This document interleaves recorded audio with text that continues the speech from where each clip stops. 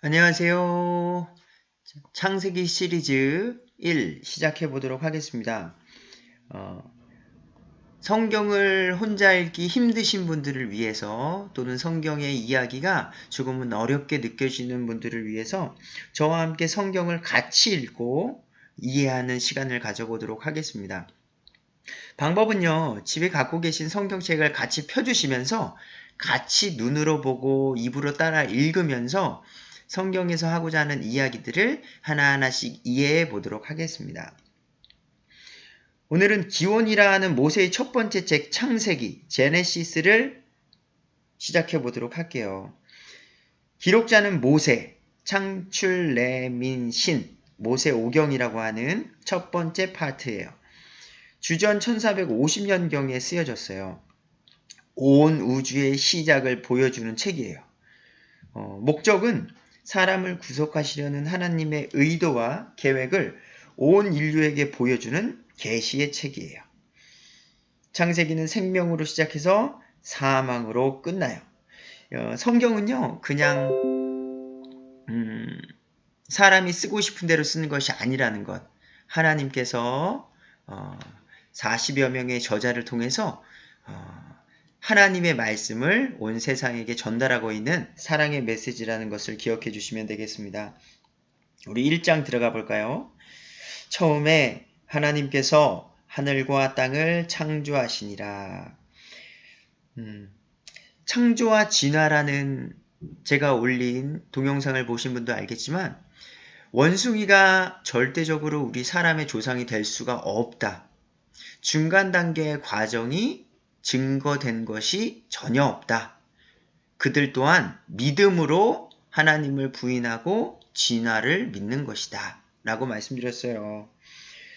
성경은요, 아주 뛰어나신 어떤 절대자, 우린 하나님이죠. 하나님이 한 사람 한 사람은 설계하셨습니다.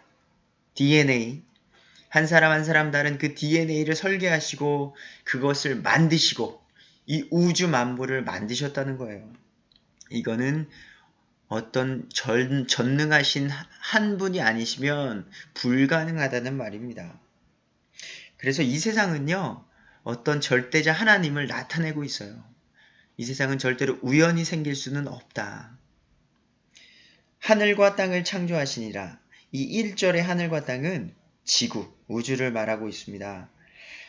땅은 형태가 없었고 비어있으며 어둠은 깊은 표면 위에 있고 하나님의 영은 물들의 표면 위에 움직이신다.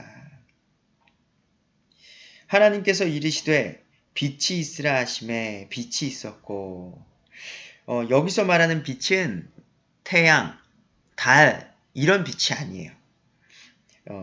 야고보서 1장 17절의 말씀 보면 빛들의 아버지, 계시록 21장 22절에서 23절 보면 어린 양께서 그 도시의 광명체이시기 때문에 해달별이 필요 없다. 성경에서 말하는 해, 달, 별과 같은 광명체 빛은 넷째 날에 만들어져요. 그렇기 때문에 첫째 날에 말씀하는 이 빛은 하나님의 거룩한 빛이라는 것을 기억해 주시세요. 진리의 빛이에요. 하나님께서 그 빛을 보시니 좋았더라. 하나님께서 어둠에서 빛을 나누시고 하나님께서 빛을 낮이라 부르시며 어둠을 밤이라 부르시더라. 저녁과 아침이 첫째 날이더라. 유대교적 표현이에요. 저녁 6시부터 시작이 되는 24시간이 하루가 되겠습니다. 하나님께서 이르시되 물들의 한가운데 궁창이 있고 그래서 하늘 위에 궁창, 땅 아래에 궁창을 만드시니 둘째 날이 됩니다. 그리고 땅에 있는 풀과 자기 종류, 씨 맺는 채소와 자기 종류, 열매 맺는 나무, 열매 속에 씨 있는 나무를 내니 하나님 보시기 좋았더라. 네, 이게 땅에 있는 것들을 셋째 날에 만드셨어요. 그리고 아까 말씀하신 대로 이게 넷째 날 14절에서 19절에 해, 달, 별 하나님께서 16절 커다란 두 광명체를 만드사 큰 광명체 낫을 다스리게 하시고 태양이겠죠. 작은 광명체 밤을 다스리게 하시며 달이겠죠. 또 별들도 만드시고 하나님께서는 지구를 중심으로 그리고 사람을 중심으로 계획하고 만드시고 창조하신다는 것을 기억해 주세요. 그 저녁과 아침이 넷째 날이더라. 20절부터 23절 다섯째 날 이제 어류를 만드세요. 그리고 특징이 21절에 하나님께서 고래라는 이름은 하나님께서 지어주세요. 하나님께서 큰 고래들과 물들이 풍성히 낸 움직이는 모든 살아있는 창조물을 그것들의 종류대로 날개 달린 모든 날짐승을 그것의 종류대로 창조하시니 하나님 보시기에 좋았더라. 그래서 다섯째 날엔 어류들 만드시고 24절부터 하나님께서 이르시되 땅은 살아있는 창조물을 그것의 종류대로 내되 가축과 기는 것과 땅의 짐승을 그것의 종류대로 내라 하시니 그대로 되니라. 하나님께서 땅의 짐승을 그것의 종류대로 가축을 그것들의 종류대로 땅에서 기는 모든 것을 그것의 종류대로 만드시니라. 제가 지금 성경을 읽으면서 귀에 쏙쏙 들어오는 말 표현 중에 하나 있지 않으세요? 종류대로, 종류대로. 1장에만 10번이 종류대로라는 말이 나와요. 이 말은요, 진화론자들에 대한 예상을 하나님은 하고 계셨어요. 원숭이가 사람이 됐습니다. 쥐가 열심히 날려고 했더니 박쥐가 됐답니다. 라고 한 그런 인본주의자들에 대한 하나님께서 분명하게 말씀하신 것. 종류대로 하나님은 만드시고 창조하셨다는 거예요. 그리고 26절에 이제 사람을 만드시는데 하나님께서 이르시되 우리의 형상으로 우리의 모양을 따라 사람을 만들고 여기서 표현하는 우리의 형상, 우리의 모양 삼위일체 되신 하나님이세요. 삼위일체 되신 그분의 모양과 형상을 따라 그래서 복수인 우리라고 표현을 했습니다. 모양에 따라 사람을 만들고 여기서 많은 분들이 오해를 하시죠. 아, 하나님의 모양을 따라 사람을 만들었으니까 하나님도 우리처럼 이렇게 생기셨나? 하지만 성경은 하나님은 영이라고 말씀하세요. 여기서 말하는 하나님의 모양, God's image예요. 이미지.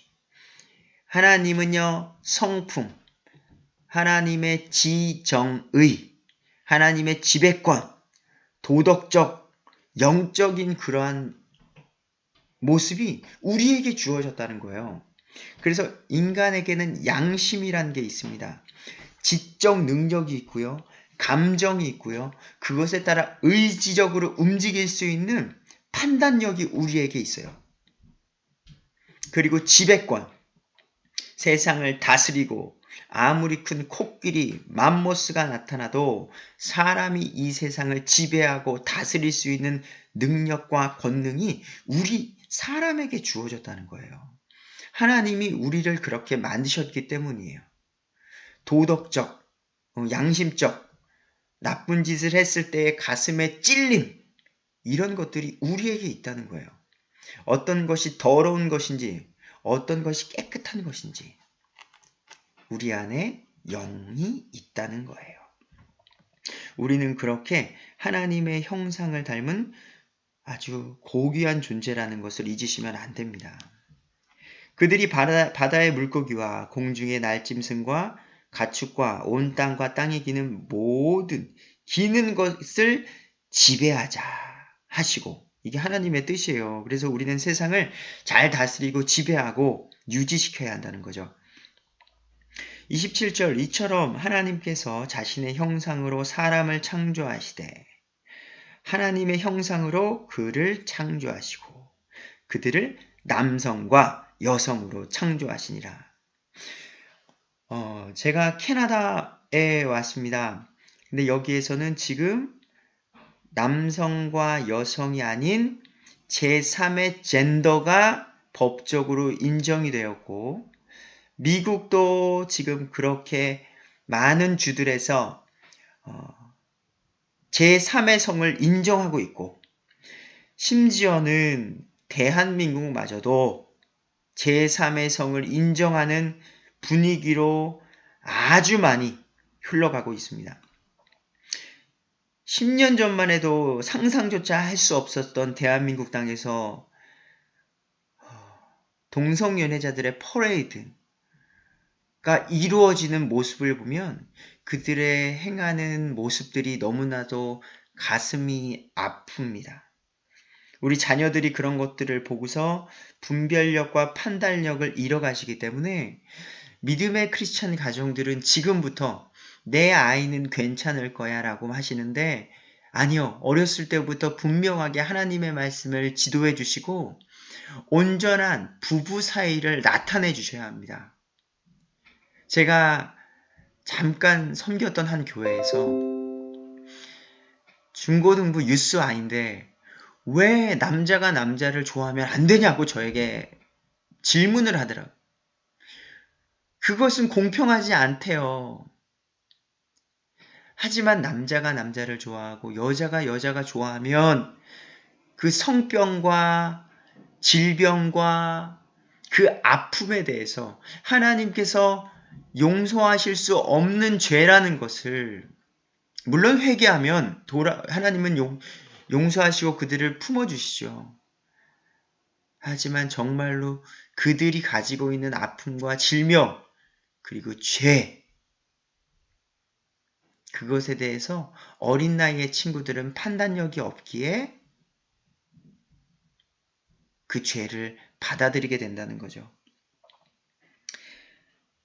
하나님은 남성과 여성으로 한 명과 한 명이 가정을 이루도록 창조하셨다는 것을 반드시 기억해 주십시오.